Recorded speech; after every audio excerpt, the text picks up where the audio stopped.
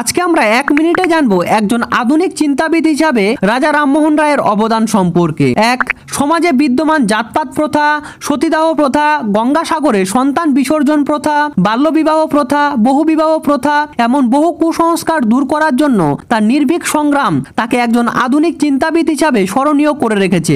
2. রাজা রামমোহন রায় ধর্মীয় গোঁড়ামি ও রক্ষণশীলতা দূরীকরণে ভূমিকা পালন করেছিলেন। তিনি ধর্ম সম্পর্কে মানবতাবাদী ও বিশ্বজনীন দৃষ্টিভঙ্গির কথা বলেন। তিনি একেশ্বরবাদের কথা বলেছিলেন। তিনি ধর্মীয় সহিষ্ণুতা ও পারস্পরিক সহাবস্থানের আদর্শকে গুরুত্ব দিয়ে সমাজকে আধুনিকীকরণের দিকে নিয়ে যান। 3.